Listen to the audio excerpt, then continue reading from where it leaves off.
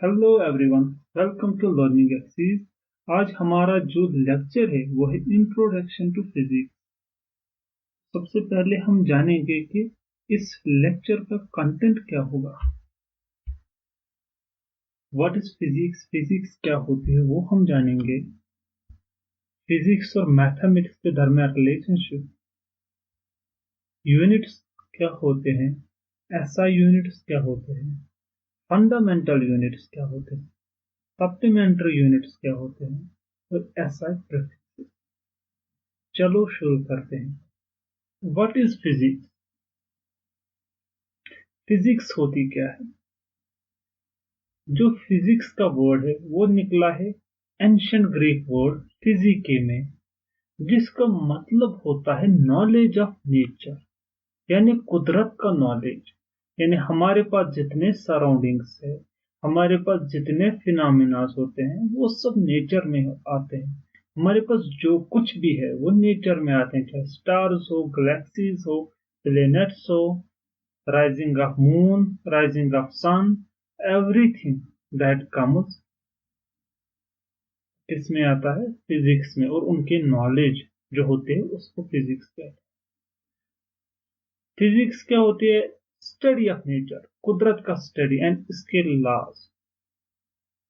जो मुख्तलिफ इवेंट्स होते हैं नेचर में, हमारे आसपास होते हैं, कोई भी फिनोमेना होता, चाहे फ्रिक्शन की वजह से हीट जनरेशन, चाहे ग्रेविटी का होना, मुख्तलिफ फोर्सेस का होना, ये सब किसी न किसी फिजिक्स के बेसिक लॉज में होते हैं। कोई भी इवेंट जैसे फॉर्मेशन ऑफ रेनबो, डे और नाइट का होना, गियर्स का होना, ये सब फिजिक्स के लॉज के किसी न किसी अंदर होते हैं।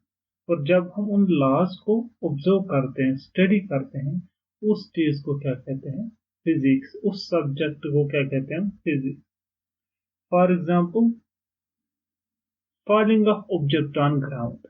जैसे हमारे पास कोई भी चीज हो, कोई भी ऑब्जेक्ट हो, कोई भी फ्रूट हो, जब हम उसको फेंकते हैं वो कहाँ गिरता है? ग्राउंड पे, स्काई की तरफ, आसमान की तरफ नहीं जाता, क्योंकि जो हमारी अर्थ है उसमें एग्जिस्टेंस होता है ग्रेविटेशनल फोर्स, और उसी फोर्स के लॉ के अंदर ये ऑब्जेक्ट फॉल होते हैं अर्थ पे। सो यहाँ हमें पता चलता है कि जितना सारा हमारे पास सराउंडिंग्स में इवेंट्स होते हैं वो सब किस में आते हैं? फिजिक्स के अंदर। जैसे यहाँ पर मैंने एक एनिमेशन बनाया, ये है अर्थ और ये ऑब्जेक्ट, और ये ऑब्जेक्ट जब फॉल करता है जमीन पे, किस एक्सेलरेशन से फॉल करता है? 9.8 मीटर पर सेकंड, यानी कि इस एक्सेलरेशन से ये जमीन की तरफ गिरता रहता है। ब्लू स्काई जो होते हैं, दिन में हमें ब्लू जो स्काई है वो ब्लू क्यों दिखता है? क्योंकि स्कैटरिंग ऑफ ब्लू लाइट। हमें पता है कि जैसे जो हमारी विजिबल लाइट है, जो लाइट हम देखते हैं वो व्हाइट लाइट है, वो किन कलर्स का बना हुआ है? 7 कलर्स, जिसको हम विब गायर कहते हैं। Violet, indigo, blue, green, yellow, orange, red, इन सारे लाइट्स का बना हुआ होता है, इन सब वेव्स का, इन सब कलर्स का बना हुआ होता है। तो जब ब्लू लाइट जो है उसका वेवलेंथ स्मॉल है तो इजीली स्कैटर होती है जो हमारे एटमॉस्फेरिक गैसेस होते हैं, इसलिए हमें स्काई ब्लू दिखाई देता है। जैसे हम यहाँ पर दिखा रहे हैं कि व्हाइट लाइट को हम पास करते हैं तो इसमें 7 band of colours, violet, indigo यहाँ पर दिखाई नहीं गया, ब्लू, ग्रीन, येलो, ऑरेंज। एक great scientist doctor Richard Feynman को जब पूछा गया कि व्हाट इज फिजिक्स, उसने बताया कि फिजिक्स हम इस तरह समझेंगे जैसे कोई भी दो प्लेयर हमारे सामने चेस खेलते हैं, और हमें पता नहीं कि चेस के बारे में हमें पता नहीं, रूल्स के बारे में हमें पता नहीं, हम बस खाली गेम को ऑब्जर्व करते हैं। जब हम इस गेम को ऑब्जर्व करते हैं तो हमें क्या पता चलता है कि रूल्स क्या है। जैसे पान हो गया चेस में, तो जो पान होता है वो एक स्टेप मूव करता है। इसी तरह जब हम मुख्तलिफ ऑब्जर्वेशन करते हैं, कंटिन्यूसली उन प्लेयर्स को देखते हैं खेलते हुए, हमारे दिमाग में रूल्स आते हैं कि ये चीज ऐसे मूव करेगा, ये चीज। इसी तरह इसी एनालॉजी को यूज करते हैं कि हम जब नेचर को ऑब्जर्व करते हैं, अच्छी तरह स्टडी करते हैं, तो हम बता पाते हैं कि ये चीज कैसे मूव करती है, ये चीज जमीन की तरफ क्यों गिरती है, और अगर हम स्पेस में जाना होगा हमारी वेलोसिटी क्या होना चाहिए। ये सब तभी पॉसिबल है जब हम चीज़ों को अच्छे से ऑब्जर्व करके वहां से नेचर के लॉज को फॉर्मेट, उस स्टडीज को, उन सारी चीज़ों को एक सब्जेक्ट में जो फॉर्मेशन दिया उसका नाम है फिजिक्स। अब हम बताएंगे फिजिक्स और मैथमेटिक्स के दरमियान रिलेशनशिप क्या है। हम फिजिक्स तो पढ़ते हैं लेकिन मैथ का यूज क्यों करते हैं, मैथ का यूसेज फिजिक्स में है क्या। जो मैथ है उसको कहा जाता है लैंग्वेज ऑफ फिजिक्स, क्योंकि फिजिक्स में जो फिनोमेनाज होते हैं, फिजिक्स में जितने सारे फिनोमेनाज आते हैं, जैसे हमारे नेचर में जितने सारे फिनोमेनाज होते हैं, हम उनको तो डिस्क्राइब कर सकते हैं, लेकिन अगर हम उनको कैलकुलेट करना चाहते हैं, उनको उनके बारे में फ्यूचर में क्या होगा, पास्ट में क्या हुआ, प्रेजेंट में क्या हुआ, और उनको एक एब्स्ट्रैक्ट वे में लिखेंगे एक इक्वेशन में, तो वो इक्वेशन डिस्क्रिप्शन बन जाता है पूरा उस फिनोमेना का। तो इसलिए हम फिजिक्स मैथ को यूज करके जो फिजिक्स में जितने फिनोमेना आते हैं उनको अच्छे से समझ सकते हैं, और उनके बारे में पूरे फंडामेंटल लीक पहुंच जाते हैं कि ये चीज कहाँ से किस किस तरह लिंक है।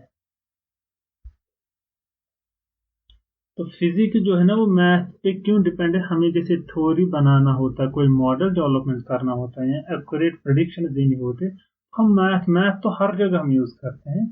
फिजिक्स हो, चाहे हमारा फाइनेंस हो, चाहे कोई भी चीज हो, तो मैथ हमारा एब्स्ट्रैक्ट वे है चीजों को डिस्क्राइब करना। और लॉजिकली फिट बैठता है। जैसे हम बात करते हैं तो हम कभी कभार बातों में इलॉजिकल बातें भी करते हैं, हमारी बातें कभी डिस्क्रिप्शन में डिफरेंट मीनिंग निकालते हैं, लेकिन मैथ का मीनिंग सिंपल वन वे होता है। फॉर एग्जाम्पल मैंने कोई सेंटेंस कहा तो डिफरेंट लोग उसका डिफरेंट मीनिंग निकाल सकते हैं। तो अगर कोई साइंटिस्ट खाली नेचर को डिस्क्राइब करेगा in the form of English language और किसी और लैंग्वेज में विदाउट यूजिंग मैथमेटिक्स, उसका मीनिंग डिफरेंट डिफरेंट निकलेगा। लेकिन जब हम मैथ यूज करते हैं वो खाली with in the framework of logic बैठता है। जितना सारा लॉजिक हम यूज करेंगे लॉजिक के अंदर ही फिट बैठेगा। लॉजिकल चीजें इसलिए फिजिक्स में एड ऑन नहीं होती। तो हम मैथमेटिकल इक्वेशंस को यूज करते हैं रिलेशनशिप फाइंड आउट करने के लिए, एनालाइज करने। जब फिजिक्स फिनोमेना को डिफरेंट वे में एनालाइज करना, उनकी क्वांटिटीज को यूज करना, बहुत सारी चीजों को एक्सप्रेस करना, तो हम मैथ को फिजिक्स में यूज करते हैं। और एक फंडामेंटल टूल है जिसको मैथ की फाउंडेशन स्ट्रांग होगा, वो फिजिक्स में सरवाइव करना उसके लिए बहुत ईजी होगा। जैसे हमारे पास इक्वेशन है फोर्स, मास और एक्सलरेशन के दरमियान, तो अगर हम इसको डिस्क्राइब करेंगे मैथ के बाहर तो हमें ये डिफरेंट दिखाई देगा, हमें तो चीजों के बारे में पता ही नहीं चलेगा।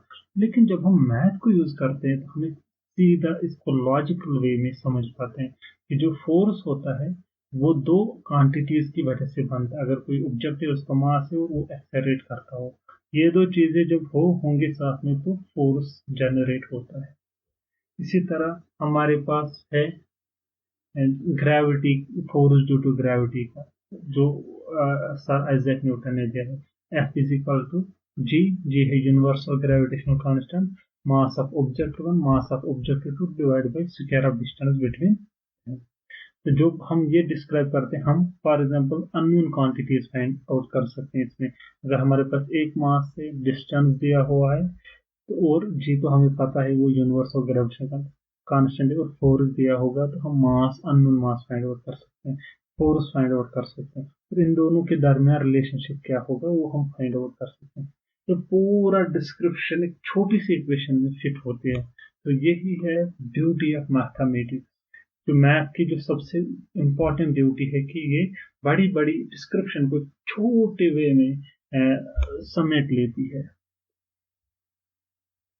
जैसे दूसरी फेमस इक्वेशन है E is equal to mc square.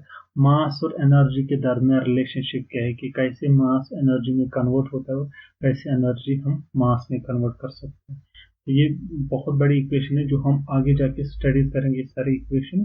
तो ये पूरा डिस्क्रिप्शन हम छोटे छोटे इक्वेशन में बना लेते हैं, किसकी मदद से, मैथमेटिक्स की मदद से। अब हम बात करेंगे यूनिट्स के बारे में। तो यूनिट्स होते क्या है? Units actually standardised measurement use for quantifying and expressing physical quantity. मतलब क्या हुआ इस चीज का?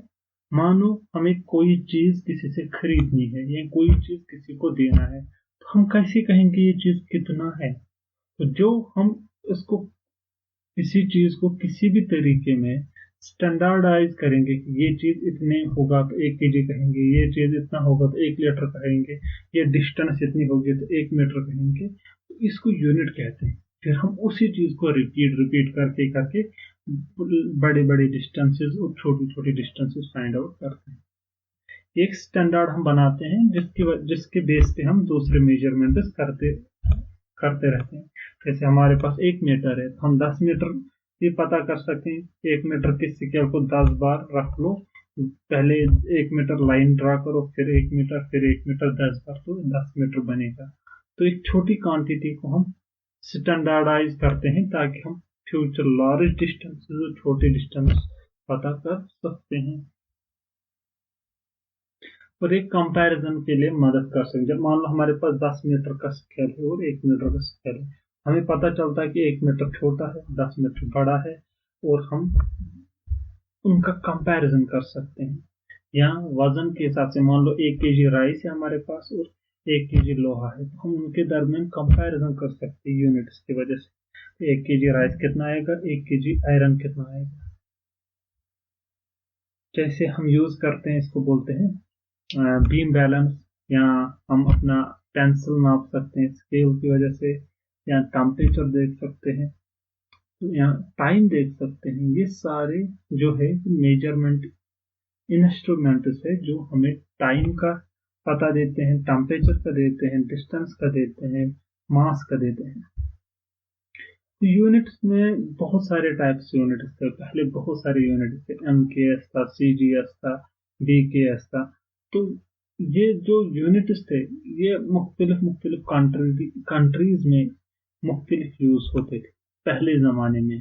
जब 90s की बात, 1920s, 1900s, 1800s, 1600s, बहुत पहले जब सिविलाइजेशन का एग्जिस्टेंस हुआ, मुख्तलिफ सिविलाइजेशन में मेसोपोटामिया सिविलाइजेशन, तो इनका एग्जिस्टेंस डिफरेंट डिफरेंट जगहों पे डिफरेंट डिफरेंट यूनिट्स देखा जाता था। जैसे इंडिया में डिफरेंट यूनिट्स थे, इंडिया में जितने किंगडम्स हैं उनमें डिफरेंट डिफरेंट यूनिट्स थे। तो इन सारी यूनिट्स की वजह से क्या होता था, कंफ्यूजन क्रिएट होता था। मान लो इंडिया से अमेरिका में ट्रेड करना था तो उनके अपने यूनिट्स थे, इंडिया में अपने यूनिट्स थे, उनका कन्वर्जन डिफरेंट जगहों पे डिफरेंट होता था, उसकी वजह से लॉसेस होते थे बहुत ज्यादा। तो उसको खत्म करने के लिए पूरे दुनिया में बहुत सारी कंट्रीज ने मिलके एक स्टैंडर्ड इंटरनेशनल यूनिट्स का ऑर्गेनाइजेशन फॉर्मेशन किया। ये 1971 में एक कॉन्फ्रेंस बुलाई गई जिसका नाम था general conference on weights and measures. उन्होंने क्या डिसाइड किया, उन्होंने कहा कि हम एक international system of units create करेंगे, वो यूनिट्स जो हर कंट्री में एप्लीकेबल हो।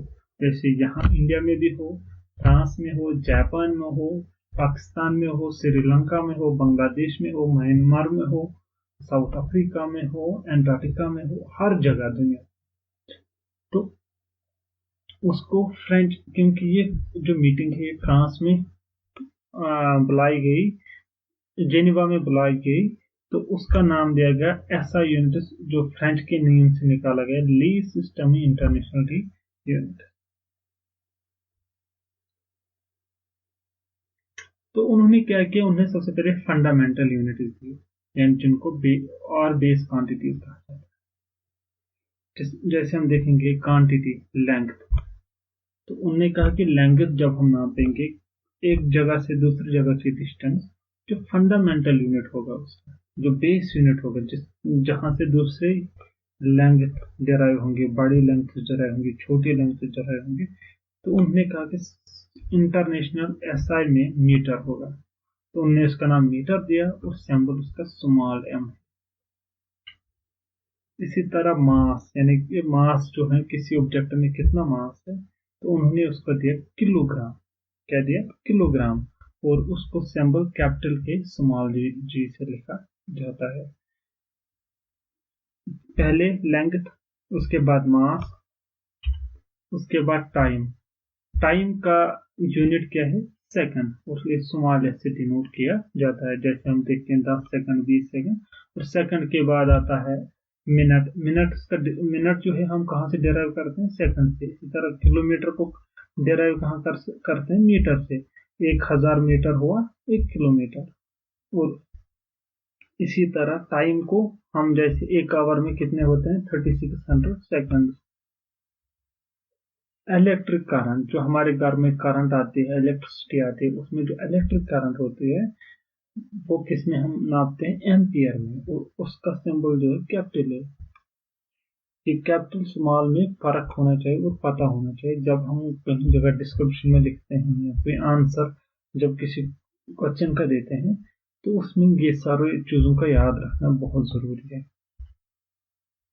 इसी तरह हमारे पास 5, सबसे पहले length, mass, time, electric current, thermodynamic temperature. जो टेम्परेचर हम नापते हैं, तो हम मोस्टली डिग्री सेल्सियस में नापते हैं यहाँ पर, लेकिन जो एसआई यूनिट है वो है केल्विन, और इसको कैपिटल के से डिनोट किया जाता है। जो फॉर एग्जाम्पल अगर आपको पूछा जाएगा कि टेम्परेचर का एसआई यूनिट क्या है, तो आप केल्विन बोल सकते हो। इसी तरह करंट का एम्पियर, टाइम का सेकंड, मास का किलोग्राम, लेंथ का मीटर।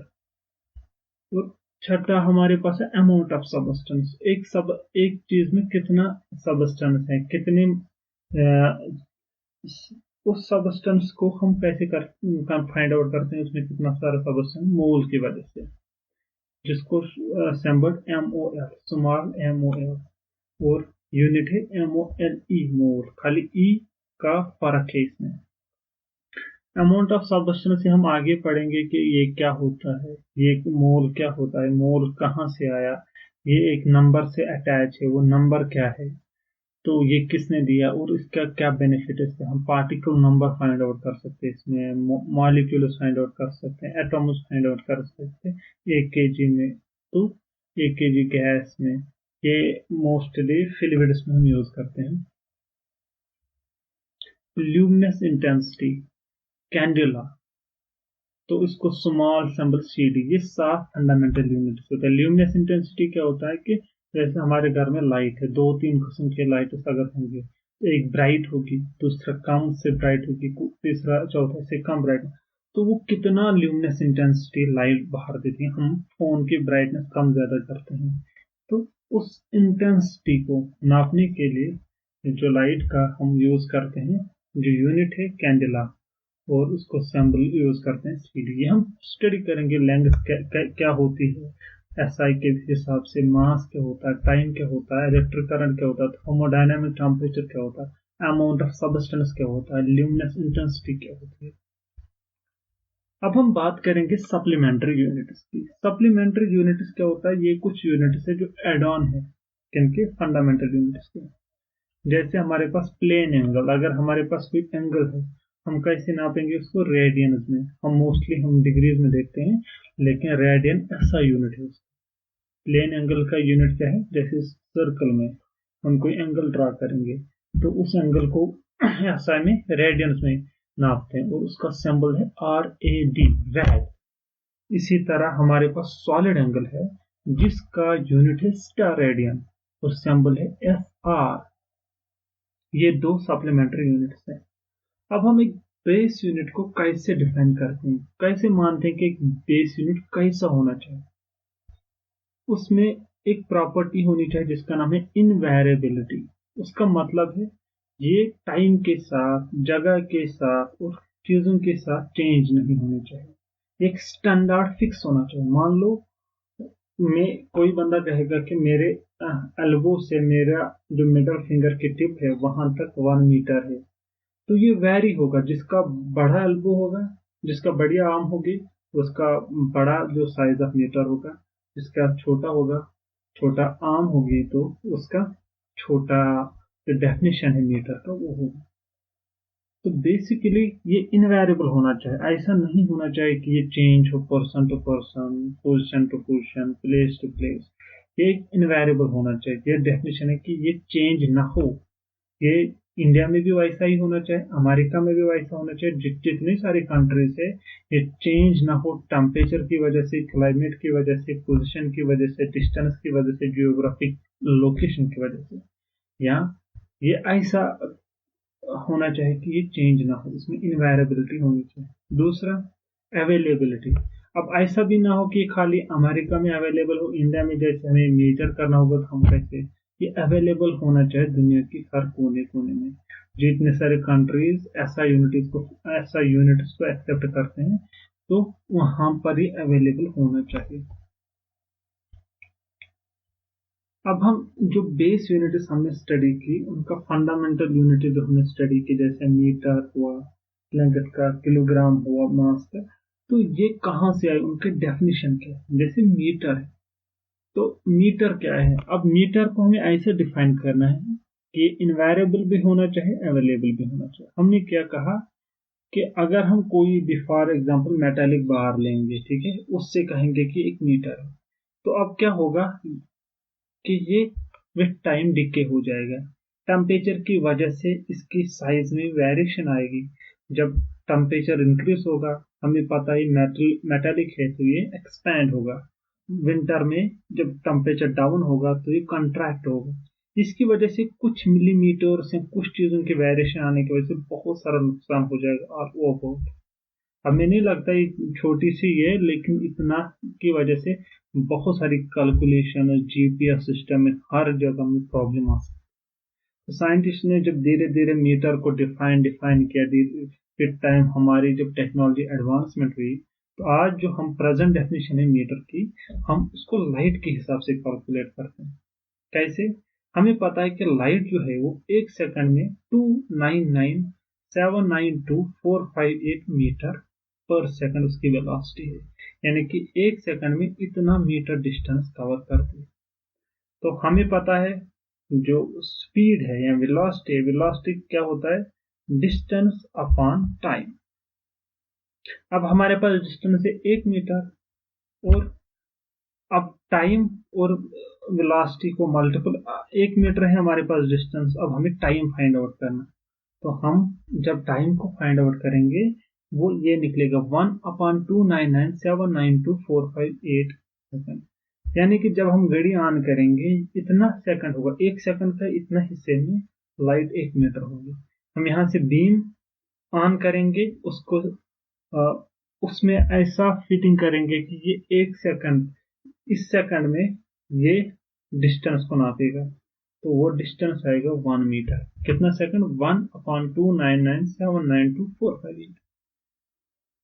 यानी कि एक सेकंड के इतने सारे हिस्से करोगे, इतने छोटे टाइम में हमारी क्लॉक इतनी सेंसिटिव होनी चाहिए कि जो ही ये टाइम हुआ तो हमारी लाइट बंद हो। तो लाइट जब ऑन हुई तो जहां पर वो डिस्टेंस पोजिशन पे मार्क किया वो 1 मीटर है। अगर आप उसमें स्टडी और करोगे, बहुत सारी चीजें इसमें आते हैं, बहुत सारे फैक्टर्स आते हैं, इसको कैसे कैलकुलेट किया जाता है। लेकिन आप फिलहाल इतना ही याद रखो कि जो यूनिट ऑफ लेंथ है वो 1 मीटर हम लाइट के हिसाब से, जैसे, लेकिन वैक्यूम होना चाहिए। वैक्यूम क्यों होना चाहिए, गैसेस नहीं होना चाहिए। गैसेस में लाइट की स्पीड वेरी करेगी, क्योंकि लाइट इंटरेक्ट करेगी गैस के मॉलिक्यूल के साथ, इसलिए वैक्यूम होना चाहिए। और ये जो टाइम हो, एक सेकंड का इतना हिस्सा छोटा होना चाहिए, 299,792,458। एक सेकंड को इतने सारे पीसेस करेंगे तो जो छोटा सा टाइम बचेगा उस टाइम में 1 मीटर की डिस्टेंस लाइट ट्रैवल करती है, वो हमारे पास परफेक्ट 1 मीटर है। अब देखो इसकी खासियत क्या है, ये इंडिया में भी सेम होगा, अमेरिका में भी सेम होगा। टेम्परेचर की वजह से कोई वेरिएशन नहीं आएगी, क्लाइमेट की वजह से कोई वेरिएशन नहीं आएगी। ये हर चीज में हमें इनवेरिएबल बनाए देगा। और उसी के हिसाब से हम फिर मेटल के साथ या लोहे के साथ या प्लास्टिक के साथ उसको उतनी सारे डिस्टेंस को लगा के हमारे पास जो भी इंस्ट्रूमेंट्स आते हैं जो हम डे टू डे लाइफ में यूज करते हैं उसके बेस पे हम यूज करते हैं। किलोग्राम, अब किलोग्राम सबसे पहले हमारे पास था इरेडियम प्लेटिनम की अलॉय, लेकिन उसमें प्रॉब्लम क्या हुआ कि उसमें डिफरेंट डिफरेंट कंट्रीज में डिफरेंट डिफरेंट वैल्यू आया टाइम के हिसाब से, क्योंकि कहीं जगह डिके हुआ, कहीं जगह कोरोड हुआ, उसमें बहुत सारे प्रॉपर्टीज उन्हें डाली, लेकिन वो प्रॉब्लम आई है उसमें। लेकिन साइंस ने कहा कि हम उस चीज के साथ उसको कैलकुलेट करेंगे और उस चीज के साथ उसको रखेंगे कि जो क्लाइमेट और उन चीजों में इफेक्ट ना पड़े। तो 2019 में इसकी डेफिनेशन चेंज हुआ, तो अब हमें पता है कि 1 किलोग्राम जो है वो है अटैच जो प्लैंक्स कांस्टेंट, ये हमें पता है 6.62607015 into 10⁻34 joule second. Joule seconds में वो किसके बराबर था? केजी मीटर स्क्वायर पर सेकंड। अब केजी तो पता है हमारे पास, लेकिन अब हमने इसके साथ मीटर को डिवाइड किया और सेकंड को, मीटर स्क्वायर को। अब ये हम कैसे करते हैं? बहुत सारा कॉम्प्लेक्स प्रॉब्लम है आती है इसमें, लेकिन आप फिलहाल इतना याद रखो कि 1 किलोग्राम जो होता है ये मास, वो इतना मास होता है जो प्लैंक्स कांस्टेंट को एच को 6.620734 बना देता है जब हम जूल और सेकंड्स में एक्सप्रेस करते हैं केजी मीटर स्क्वायर पर सेकंड। इसी तरह सेकंड क्या होता है? सेकंड होता है कि इतना time that makes the unperturbed ground state hyper fine transition frequencies. ये ट्रांजिशन फ्रीक्वेंसी से आप आगे जाके पढ़ोगे कि एक जो हमारे पास लेवल्स होते हैं या हमारे पास जो ऑर्बिट्स होते हैं उनमें कैसी फ्रीक्वेंसी होती है वो हम आगे स्टडी करेंगे, तब जाके हम पूरा समझेंगे। लेकिन अभी आप याद रखोगे कि जैसे हमारे पास शेल्स होते हैं, शेल्स में सब शेल्स होते हैं, तो जो वहां पर फ्रीक्वेंसी जब इलेक्ट्रॉन ऊपर नीचे होता है तो वो वेव छोड़ देते हैं, उसके हिसाब से इस टाइम को कैलकुलेट किया गया। ये है कितना है? 9192631 consider when expressed hertz. 1 second में इतना होते हैं, यानी कि जब हमारे पास ट्रांजिशन फ्रीक्वेंसी इतनी हो किसी भी इसमें, वो उन्होंने एक स्पेसिफिक एलिमेंट लिया है, उसकी इतनी ट्रांजिशन फ्रीक्वेंसी 1 सेकंड में, तो हम 1 सेकंड कहा जाता है। 1 सेकंड में जब इतनी फ्रीक्वेंसी वो रिलीज करेगा तो हम बोल रहे हैं 1 सेकंड हुआ।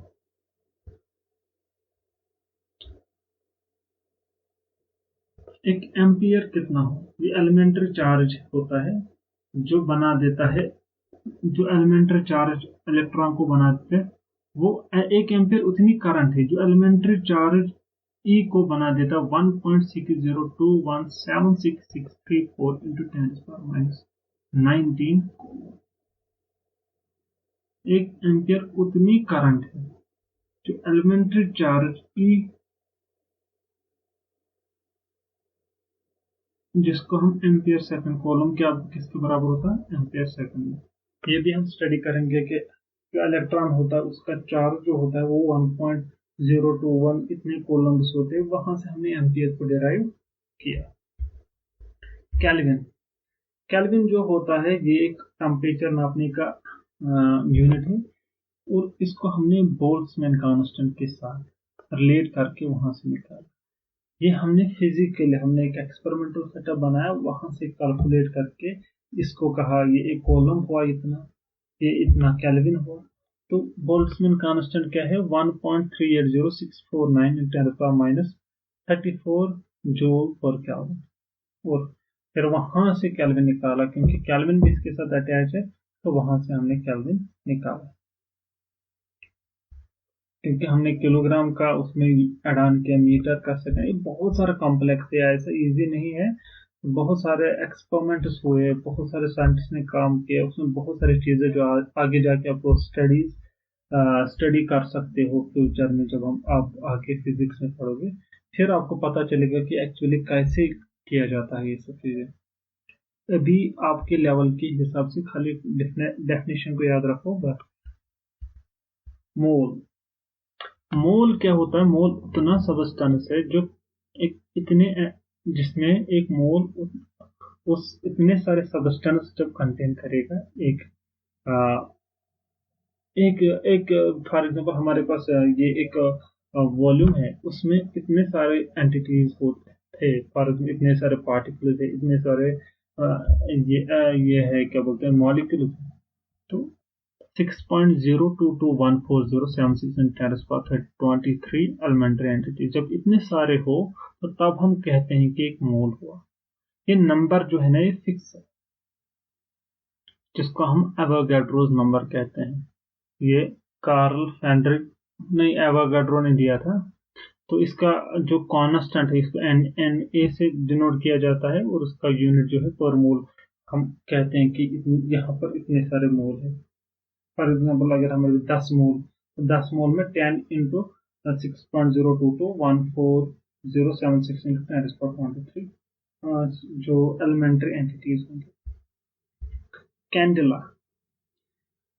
ये ऐसा यूनिट है ल्यूमिनस इंटेंसिटी का। एक कैंडेला जो होता है वो इतनी सारे ल्यूमिनस इंटेंसिटी है जो मोनोक्रोमेटिक रेडिएशन। मोनोक्रोमेटिक रेडिएशन क्या है, एक लाइट में जब हम लाइट डालते हैं तो उसमें जो वेवलेंथ हो सारे रेज का वो सेम हो, एक ही कलर को हो, मानो वो सेम क्रोमेटिक। एक फॉर एग्जाम्पल रेड लाइट हो या ब्लू लाइट हो, वो कितना हो 514 × 10^12 हर्ट्ज।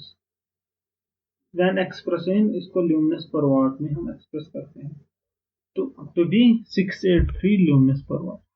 इतना सारा फ्रीक्वेंसी हो तो जब हम इसको एक्सप्रेस करते हैं वो इक्वल कितना है 683। तो वहां से हम एक कैंडेला फाइंड आउट करते हैं ल्यूमिनस पर, क्योंकि हमें पता है यही वो इक्वल हो गया कैंडेला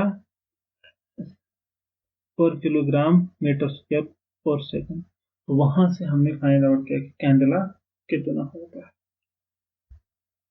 अब हमारे पास एसआई प्रीफिक्सेस है, ये बहुत इंपॉर्टेंट है जो हम आगे यूज करते हैं, जो एसआई के साथ हम अटैच करते हैं। फॉर एग्जाम्पल अगर हमारे पास एक्सामीटर लिखा हुआ तो इसका मतलब है 10^18 मीटर, या एक्सा केजी तो इसका मतलब 10^18 किलोग्राम, या पीटा केजी, पीटा सेकंड 10^15 सेकंड, या पीटा मीटर 10^15 मीटर, या पीटा केल्विन 10^15 केल्विन, या टेरा केल्विन 10^12, सितारा 10^9, यानी कि 10 के बाद इतने सारे जीरोस।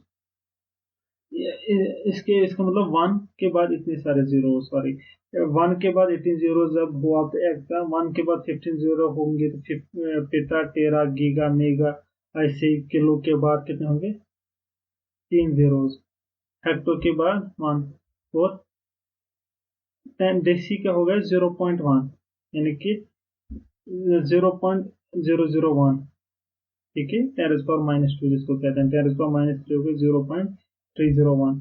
इसी तरह हमारे पास बहुत सारे होंगे, माइक्रो होगा, नैनो होगा, इसमें 10^-9 होंगे, 1/10^9। इसी तरह बहुत सारे पिको होगा, फेम्टो होगा। फेम्टो कितना होता है, बहुत जगहों पे आता है फेम्टो सेकंड, पिको सेकंड। एक सेकंड को कितना, अगर पिको सेकंड हुआ तो पिको सेकंड को मतलब हुआ एक सेकंड को 1 के बाद 12 जीरो से डिवाइड किया जाएगा। इसी तरह auto. So thanks, I hope you enjoy the lecture.